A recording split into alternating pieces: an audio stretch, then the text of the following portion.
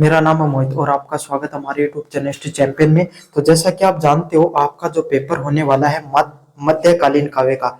कौन सा पेपर होगा? जो मध्यकालीन काव्य का जो पेपर होगा, उससे संबंधित जितने महत्वपूर्ण प्रश्न होने वाले हैं सारे के सारे आपको करवाने वाला हूँ। आपको क्या करना है, वीडियो को पूरा देखना है, चैनल को सब्सक्राइब कर देना है और अपने दोस्तों को जरूर से शेयर कर देना है। कोटा यूनिवर्सिटी का ये पेपर होगा आपके सामने मध्यकालीन काव्य का, तो आप अच्छे से इसको पूरा का पूरा वीडियो को पूरा देखना। आपको पूरा का पूरा रिवीजन कराऊंगा, सॉल्यूशन वाला। इसमें व्याख्या भी करवाऊंगा, long type short type question भी कराऊंगा, सब कुछ कराऊंगा, बस आपको पूरा देखना है। साथ ही साथ कोने में जो व्यू प्रोडक्ट वाला ऑप्शन है, कौन सा ऑप्शन है? व्यू प्रोडक्ट वाला ऑप्शन। इस पे क्लिक करके अगर फ्लिपकार्ट और मित्रा से कोई प्रोडक्ट खरीदोगे, सबसे ज्यादा डिस्काउंट आपको देखने को मिलेगा, तो जरूर से ज्वाइन कर लेना भाई, है ना। कोई प्रोडक्ट खरीदना चाहो तो जरूर से खरीद लेना। डिस्क्रिप्शन में टेलीग्राम का लिंक दे रखा है। किसका लिंक दे रखा है? टेलीग्राम का लिंक दे रखा है। उस पर क्लिक करके अगर कोई प्रोडक्ट खरीदोगे या फिर ये फाइल जो पढ़ना चाहते हो वो फ्री में पढ़ सकते हो। चलिए शुरू करते हैं। बिहारी लाल का जो मंगलाचरण है यूनिट फर्स्ट, उससे संबंधित प्रश्न है।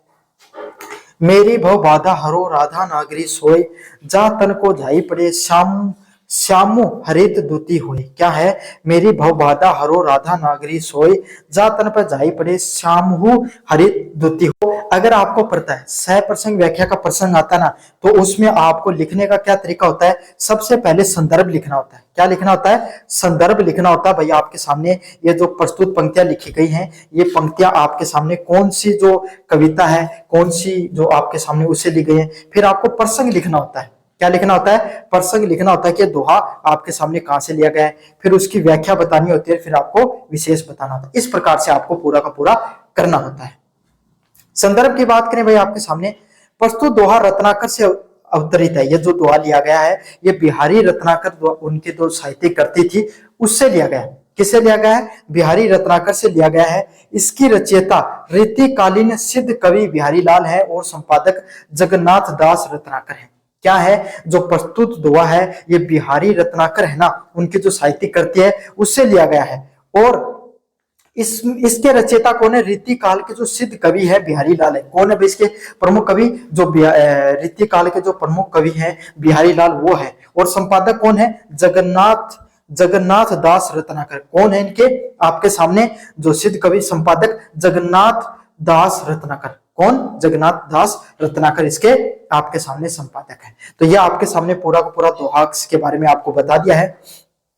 प्रसंग की बात करें, सतसई का प्रथम दोहा मंगलाचरण है। मतलब इसमें जो प्रथम दोहा लिखा गया है मंगलाचरण है। कवि ने अपने ग्रंथ में समाप्ति में राधिका जी से क्या किया? स्तुति की है। इसमें इन्होंने पहले तो मंगलाचरण वाला और दूसरे में स्तुति की गई है। इस प्रकार से इसका प्रसंग देखने को मिलता है। चलिए व्याख्या देखें। मेरी भव बाधा हरो राधी नागरी सोई। हे राधा, मेरी भव बाधा, भव मतलब मेरी, है ना। बाधा मतलब जीवन में आने वाली समस्याओं, हरो मतलब उन्हें हर लो। क्या कर लो? उन्हें हर लो। उन मुश्किलों को क्या कर लो? आप क्या कर सकती हो? उन मुश्किलों को अपने पास रख लो, या उन मुश्किलों से मुझे निकाल के लेकर आओ। राधा नागरी सोई, हे राधा रागनी, हे राधा रानी। तो जो भाई आपके सामने जो राधा कृष्ण जिनको बोला जाता है, भाई जो राधा रानी है, उनसे बिहारी लाल आपके सामने क्या कर रहे हैं? उनसे निवेदन कर रहे हैं कि हे राधा जी, आप क्या कर सकते हो? आप मेरे जीवन में अनेक प्रकार के कष्ट हैं, उनको आप हरो। जा तन पे झाई पड़े श्यामुल हरित दूती हुए। जिसके तन पे, जिसके तन, समझ में आ गया? मतलब आपका जो तन है, आपके तन की अगर परछाई, जा तन, तन मतलब शरीर, जाई मतलब परछाई, परे मतलब पड़ जाती है, तो श्यामुल श्याम रंग है। तो यहाँ पर श्यामुल है ना, श्यामु, श्यामुल ने श्यामु है, उसको दो अर्थों में लिया गया है। एक तो भगवान श्री कृष्ण के अर्थों में लिया गया है। किसके? एक तो भगवान श्री कृष्ण के अर्थों में लिया गया है, भगवान श्री कृष्ण से स्तुति की बात की गई है। दूसरा किसकी बात की गई है आपके सामने? श्याम रंग। श्याम रंग कैसा होता है? भूरा या काला रंग होता है, उससे संबंधित आपके सामने दो अर्थों में इसका लिया गया है। जब आपको पता है भाई राधा रानी है, वो तो कैसी थी? पीला कलर था उनका, खूबसूरत जो कलर होता है वैसा था। और भगवान श्री कृष्ण का रंग थोड़ा ब्राउन बोल सकते हो, श्याम रंग बोला जाता है, वैसा रंग था। तो जब पीला और श्याम रंग जब आपस में मिलते हैं तो कैसा रंग बन जाता है? हरा रंग बन जाता है। समझ में आ गया? तो हरे को भी दो अर्थों में लिया गया है। एक तो पीले और जो आपके सामने जो श्याम रंग है उसके मिलने से हरे रंग का मिश्रण बनता है। दूसरी बात, श्याम हरित का अर्थ होता है खुश होना। क्या होता है, खुश होना। तो दो अर्थ निकलते हैं इसके।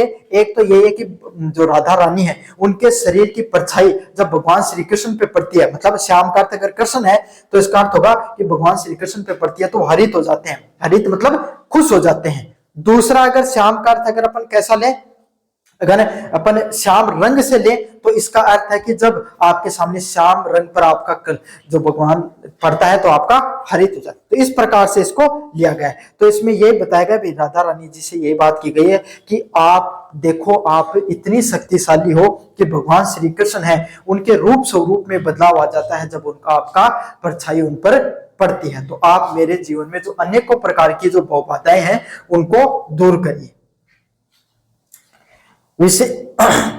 विशेष की बात करें आपके सामने, क्या है इसमें साहित्यिक ब्रज भाषा, किस प्रकार की भाषा का प्रयोग किया गया है। अगर साहित्यिक रूप से देखें, कैसे देखें, साहित्यिक रूप से देखें तो कौन सी भाषा का प्रयोग किया गया है भाई, ब्रज भाषा का प्रयोग किया गया है। कौन सी भाषा का प्रयोग किया गया है, जो ब्रज भाषा है उसका विस्तार से प्रयोग किया गया है। हिंदी भाषा की जो प्रमुख भाषा होती है ब्रज भाषा, कौन सी भाषा, ब्रज भाषा होती है, इसका प्रमुख रूप से प्रयोग किया गया है।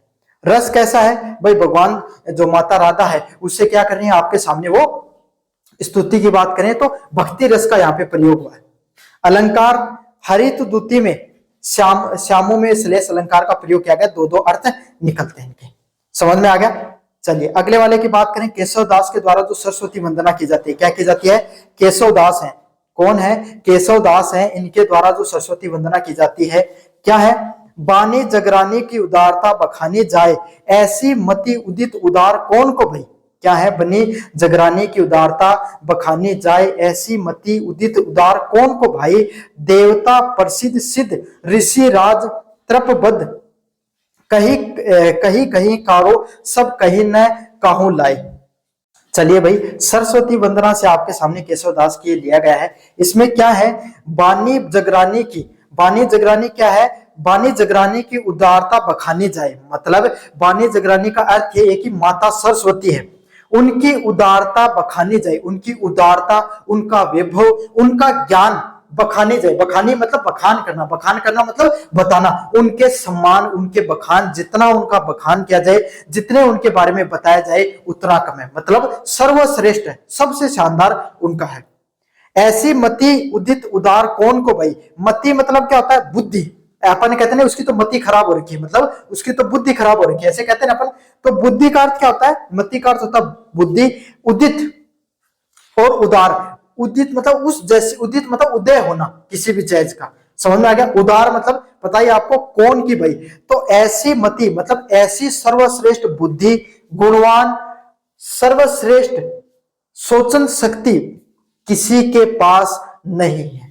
ऐसी जो सोचने की क्षमता है, ऐसी श्रेष्ठ बुद्धि, ऐसा वैभव, उदित उदार कौन को भाई, मतलब उदित किसका, ऐसी बुद्धि किस व्यक्ति की आज तक उदित हुई है, मतलब उदय होकर आई है, किसी की नहीं हुई, इतनी शानदार बुद्धि है उनके पास। देवता प्रसिद्ध सिद्ध ऋषि राज तपबद्ध, देवता प्रसिद्ध सिद्ध, देवता हो गए चाहे चाहे प्रसिद्ध सिद्ध, मतलब प्रसिद्ध सिद्ध क्या होते हैं, बहुत जो कई कई दिनों तक आपके सामने क्या करते रहते हैं, खुद की सिद्धियों को सिद्ध करने वाले तपस्वी थे ना आपके सामने, ऋषि मुनि, चाहे वो हो गए, चाहे ऋषि राज हो गए, चाहे जो ऋषि मुनि वो हो गए, या तपबद्ध जो दिन रात जो तपस्या में लगे रहते हैं वो व्यक्ति। तीसरी वाली लाइन का दूसरी वाली लाइन से कनेक्शन है। इसमें क्या कहा गया कि चाहे देवता हो गए, चाहे कोई प्रसिद्ध सिद्ध व्यक्ति हो गए, चाहे ऋषि राज हो गए, ऋषि मुनि हो गए, चाहे तपबद्ध तप में बैठे रहने वाले दिन रात कोई व्यक्ति हो गए, ऐसी मति उदार कौन को भाई, ऐसी मति मतलब ऐसी बुद्धि आज तक कोई भी प्राप्त नहीं कर पाया है। इतनी सर्वश्रेष्ठ बुद्धि, ऐसी सर्वश्रेष्ठ सोच आज तक किसी भी व्यक्ति की नहीं बन पाई है। समझ में आ गया आपको। चलिए, कहीं कहीं हारे सब काहू न काहू लाए, सबके सब कहीं कहीं हारे, सबके सब हार गए कहीं ना काहू लाए। सबके सबने प्रयास किया उनके जितनी सर्वश्रेष्ठ बुद्धि प्राप्त करने की, उनके जैसी सर्वश्रेष्ठ गुणवान व्यक्तित्व प्राप्त करने की, लेकिन कोई नहीं प्राप्त कर पाया। उनकी बुद्धि अपरंपार है, उनका सर्वश्रेष्ठ गुणवान व्यक्तित्व, विभवशाली व्यक्तित्व सर्वश्रेष्ठ है। समझ में आ गया। उस व्यक्तित्व को ना तो कोई देवता प्राप्त कर पाया है, ना कोई प्रसिद्ध सिद्ध कर प्राप्त कर पाया, ना कोई ऋषिराज, ना कोई तपस्वी प्राप्त कर पाया, कोई नहीं प्राप्त कर पाया भाई इस प्रकार की बुद्धि को। समझ में आ गया? व्याख्या आपको समझ में आ गई होगी। चलिए भाषा की बात करें, संस्कृत निष्ठ ब्रज भाषा, शायद सह प्रसंग मैंने आपको नहीं बताया, चलो मैं बता देता हूं, व्याख्या बता दी पहले आपको, संदर्भ बता देता हूं। ये प्रस्तुत जो छंद है क्या है, ये जो छंद लिया गया है ये रीतिकालीन केशव दास द्वारा रचित रामचंद्रिका से लिया गया है। कहां से लिया गया है? केशव दास के द्वारा जो रामचंद्रिका लिखी गई है, किसके द्वारा लिखी गई है?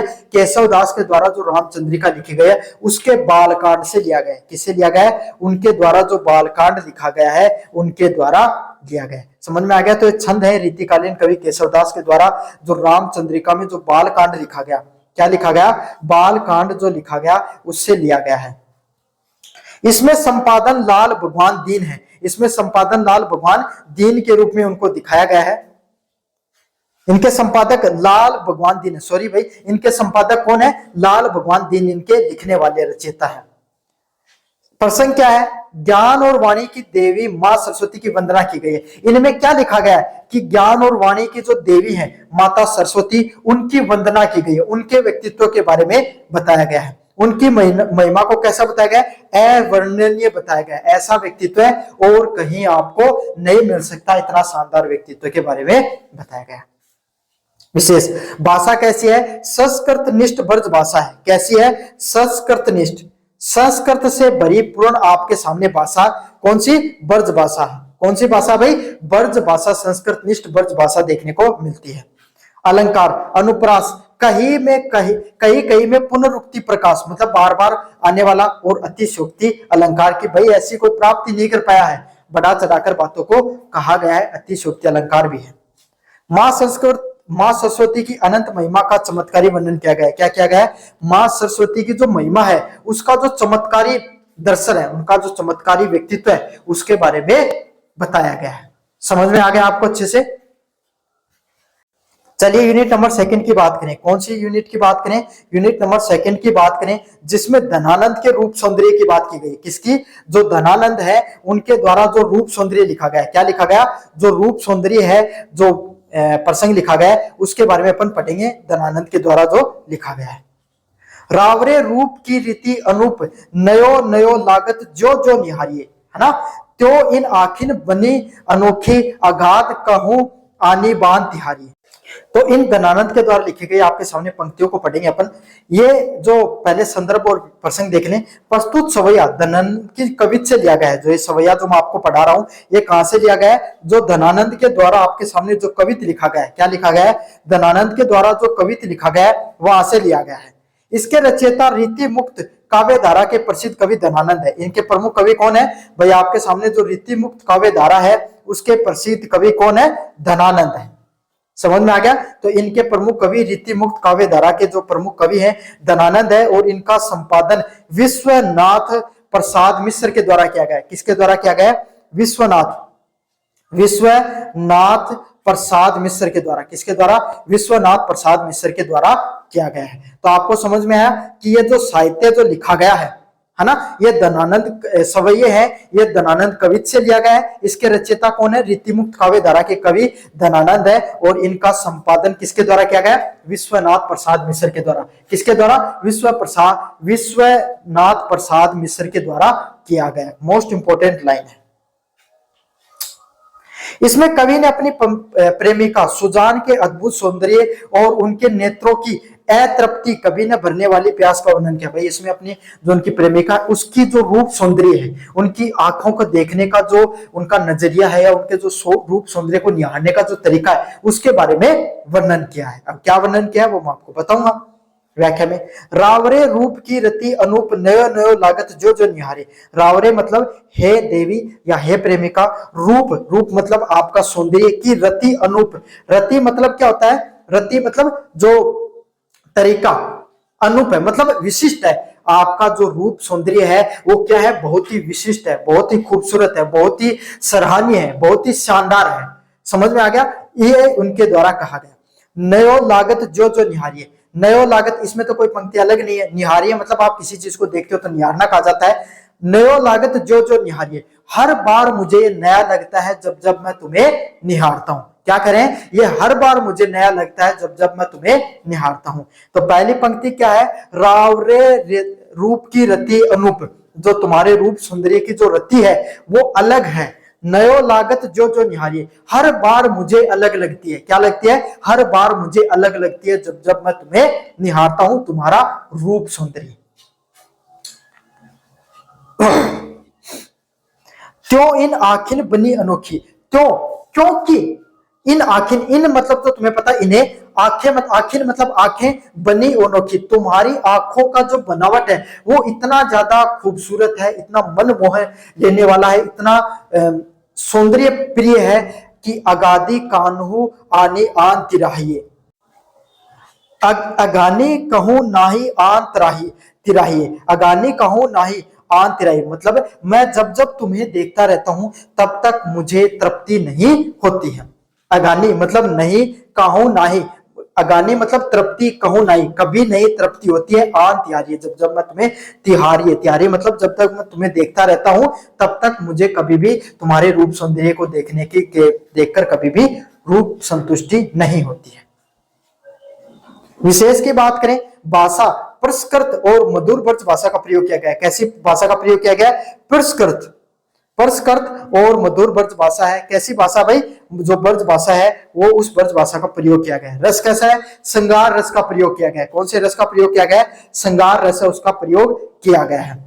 अलंकार की बात करें, नयो नयो जो जो में पुनरुक्ति और रूप की रति में अनुप्रास अलंकार का प्रयोग किया गया है। नयो नयो और जो जो में पुनरुक्ति प्रकाश और रूप की रति में अनुप्रास अलंकार प्रयोग किया गया है। समझ में आ गया आपको अच्छे से।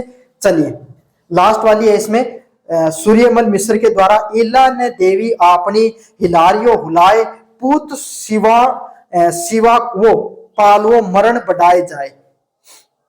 ये पंक्तियां आपके सामने भाई प्रस्तुत जो डिंगल छंद है, दोहा राजस्थान की प्रसिद्ध वीर रस के कवि सूरजमल मिश्र की वीर सच्चाई से लिया गया है। ये आपके सामने जो डिंगल भाषा का जो प्रसिद्ध दोहा है, ये राजस्थान का जो वीर रस कवि है, कौन, कवि सूर्यमल मिश्र के द्वारा जो वीर सच्चाई लिखा गया है उससे लिया गया है। समझ में आ गया, डिंगल दोहा है ये प्रसिद्ध, उनकी जो वीर रस की जो है लिखाई है, जो उनकी रचना है सूर्यमल मिश्र की वीर सच्चाई से लिया गया है। क्या प्रसंग है इसमें, वीर छत्राणी माता द्वारा अपने नवजात शिशु को बचपन से मातृभूमि की रक्षा की बात की गई है। इसमें क्या बता रही है भाई, जो उनकी माता है, इसकी जो सूर्यमल मिश्र है, उनको उनकी जो लिख रहे हैं कि उनकी जो माता है वो बचपन में आपको क्या कर रही है, मातृभूमि का महत्व बता रही है, मातृभूमि के लिए मर मिटने की बात कर रही है।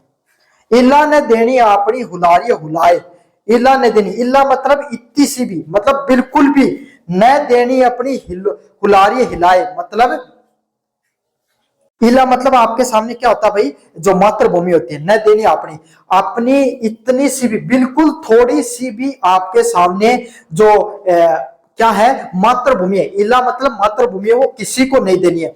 हलारिय हुलाए, हलारिय मतलब जो झूले को झुलाती हुई एक माता अपने जो पुत्र से कहती है कि तुम आगे बढ़ जाकर जो राजा बनोगे तो तुम्हें अपनी मातृभूमि को छोटा सा हिस्सा भी किसी को नहीं देना है।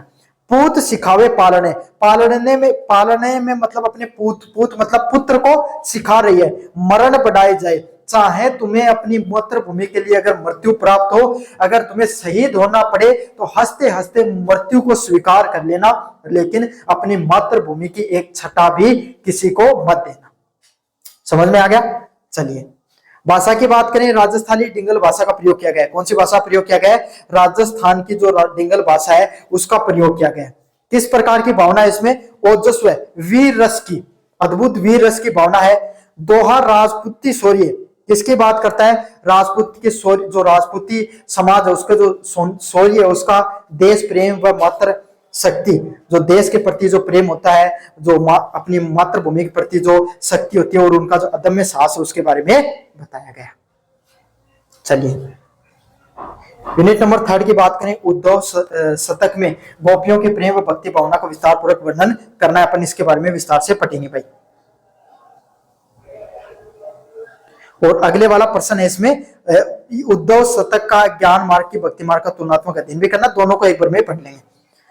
भूमिका जगन्नाथ रत्नाकर द्वारा रचित उद्धव शतक भ्रमर गीत परंपरा का एक उत्कृष्ट आधुनिक महाकाव्य। मतलब जो जगन्नाथ रत्नाकर द्वारा रचित उद्धव शतक क्या है, भ्रमर गीत परंपरा के एक सबसे शानदार आधुनिक काव्य में से एक है। मतलब बहुत बढ़िया काव्य है। इस काव्य का मूल विषय निर्गम ब्रह्मा भगवान। जो निर्गुण ब्रह्मा कौन होता है भाई? निर्गुण ब्रह्मा वो होता है वो ईश्वर जिसको आपके सामने रूप सौंदर्य की पूजा नहीं की जाए। कबीरदास नहीं करते थे, कोई भी ईश्वर की रूप सौंदर्य की पूजा नहीं करते थे। इस दुनिया में सिर्फ एक ही ईश्वर को मानते थे। उनके जो अलग अलग प्रकार की मूर्ति पूजन उनका भी खंडन करते थे। उस पर सगुण जो ईश्वर है, मतलब जो लोग आपके सामने क्या करते हैं भाई, भगवान शिव, भगवान राम, भगवान विष्णु, इन सब की जो पूजा करते हैं उसके ऊपर सिर्फ निर्गुण ब्रह्मा का जो निर्गुण ब्रह्मा का जो आपके सामने ज्ञान मार्ग है उसको ऊपर दिखाने का है। गोपियों का प्रेम, मतलब जो निर्गुण ब्रह्मा पर आपके सामने जो निर्गुण ब्रह्मा का जो आपके सामने जो साहित्य है उसके ऊपर जो सगुण मतलब प्रेम भाव से ईश्वर की प्राप्ति की बात की जाती है उसको बढ़ा दिखाना के लिए प्रयोग किया गया है। गोपियों का प्रेम और सगुण भक्ति भावना, अनन्य और एकनिष्ठ प्रेम। गोपियों का भगवान श्री कृष्ण के प्रति प्रेम पूर्ण एकनिष्ठ है। मतलब आपके सामने क्या दिखाया गया है, जो गोपियां हैं उनका भगवान श्री कृष्ण के प्रति प्रेम कैसा दिखाया गया है कि वो उनके प्रति क्या है, एकदम समर्पित है। उनके रोम रोम में कृष्ण बसे हैं। मतलब उनका जो हर एक एक कण है शरीर का उसमें कौन बस गए भाई, भगवान श्री कृष्ण है वो बस गए। मतलब उनके हर एक एक शरीर के नस खून के एक एक कतरे में भगवान श्री कृष्ण की भावना बसी हुई है। यह स्पष्ट करते हैं कि हृदय में कोई और स्थान रिक्त नहीं है जहां उद्धव के निर्गुण ब्रह्मा को बसाया जाए, है ना। ये क्या होते हैं, उद्धव जाते हैं आपके सामने गोपियों से, वो कहते हैं कि तुम्हें भगवान श्री कृष्ण को छोड़कर निर्गुण ब्रह्मा को प्राप्त कर लेना चाहिए। तब गोपियां कहती हैं कि हमारे तो कण कण में शरीर के हर अंग में क्या है, भगवान श्री कृष्ण रच बस गए, हमारे में निर्गुण ब्रह्मा को बसाने की कोई ना हिम्मत रह गई, ना हमारे अंदर इतनी कोई जगह है। तर्कपुर संवाद, गोपियां भोली अवश्य है लेकिन अज्ञानी नहीं है। यह बात क्यों कही गई है, गोपियां हैं वो भोली जरूर है, भगवान श्री कृष्ण के प्रेम में आसक्त जरूर है लेकिन अज्ञानी नहीं, मूर्ख नहीं मान सकते हो उनको।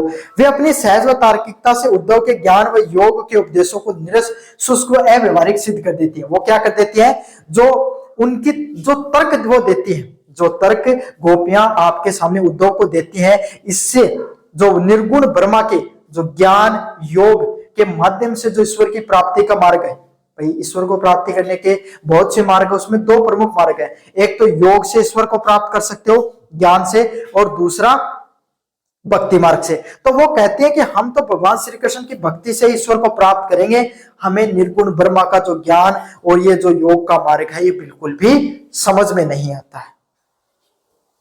विरह की तीव्रता, रत्नाकर जी ने गोपियों की विरह वेदना का अत्यंत मनोवैज्ञानिक मार्मिक चित्रण किया है। रत्नाकर जी हैं, उन्होंने गोपियों के द्वारा जो विरह है, मतलब उनके जो भगवान श्री कृष्ण के प्रेम में जो तड़प रही हैं, उनका बहुत ही वास्तविक क्या क्या है, मनोवैज्ञानिक मार्मिक चित्रण किया। मतलब जो वास्तविक जो एक मनुष्य की हालत होती है उसके बारे में उन्होंने बताया है।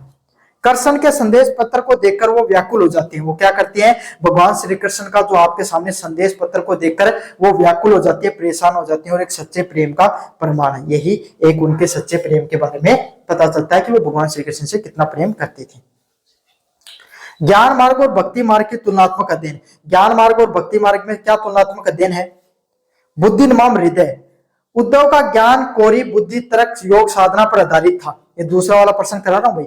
उद्धव का ज्ञान है वो किस पर था, कि पूरा आपके सामने पूरा का पूरा बुद्धि और तर्क और योग के माध्यम से अपन ईश्वर की बात कर लें, ईश्वर की प्राप्ति की बात कर लें, उस पर आधारित है, जो आम मनुष्य के लिए अत्यंत कठिन और शुष्क है। भाई भगवान की भक्ति करता है तब तो इंसान उसमें लीन रहता है, उनका रूप सौंदर्य का वर्णन करता है, बहुत सी चीजों से जुड़ा रहता है, लेकिन योग साधना और ज्ञान के माध्यम से ईश्वर की प्राप्ति कैसा है, बहुत ही ज्यादा कठिन और शुष्क, उसमें कोई रस नहीं दिखाई देता है। भाई भजन कर ले, भाई कोई भजन चाहता नहीं तो आदमी को मन लगे रहे, है ना, ईश्वर के बारे में सोचते रहे तो मन लगे रहे, लेकिन योग साधना करनी बहुत ज्यादा कठिन है।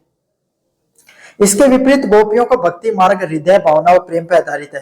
और इसके विपरीत क्या बताया गया, जो गोपियों का जो मार्ग है ना, भक्ति मार्ग, उसमें क्या है, हृदय से जुड़ाव है। समझ में आ गया, प्रेम की भावना है, तो वो थोड़ा सरल सुगम मार्ग है और आनंददायी मार्ग भी बताया गया है। निराकार और साकार, उद्धव उस ईश्वर की उपासना का संदेश लाते हैं जिसका कोई रंग रूप आकार भी नहीं है। मतलब अगर अपन कोई भी इंसान के बारे में सोचकर अगर उसकी स्तुति करें तो आसान होता है स्तुति करना, लेकिन अगर ऐसे ईश्वर के बारे में सोचें जिसका ना रंग है, ना रूप है, ना आकार है, तो उसके बारे में आपके सामने क्या है, उसके बारे में सोचना मुश्किल हो जाता है। गोपियां इसे खारिज करती हुई कहती हैं कि वे अपने साकार सगुण और सुंदर कृष्ण को छोड़कर कोई अमूर्त सत्ता से प्रेम नहीं कर सकती। गोपियां साफ साफ कहती हैं कि वो अपने भगवान श्री कृष्ण को छोड़कर और कोई ईश्वर को प्राप्त नहीं करना चाहती, ना ही प्रेम करना चाहती हैं। ज्ञान और अहंकार का चूर होना। अंततः उद्धव शतक में ज्ञान और भक्ति पर विजय होती है। क्या होती है? उद्धव शतक में ज्ञान पर भक्ति की, मतलब इसके अंदर क्या दिखाया गया है कि अंत में जो ज्ञान है उस पर भक्ति की विजय होती है। जो गोपियां उद्धव को ज्ञान सिखाने आया था, जो उद्धव गोपियों को योग सिखाने आया था, वो खुद भगवान श्री कृष्ण के प्रेम में रच बस जाता है और वो भगवान श्री कृष्ण का भक्त बनकर मथुरा लौट जाता है। उद्धव शतक में रत्नाकर जी ने सिद्ध किया कि ईश्वर की प्राप्ति कोरे ज्ञान योग से नहीं बल्कि सच्चे प्रेम, समर्पण व सगुण भक्ति से भी संभव है।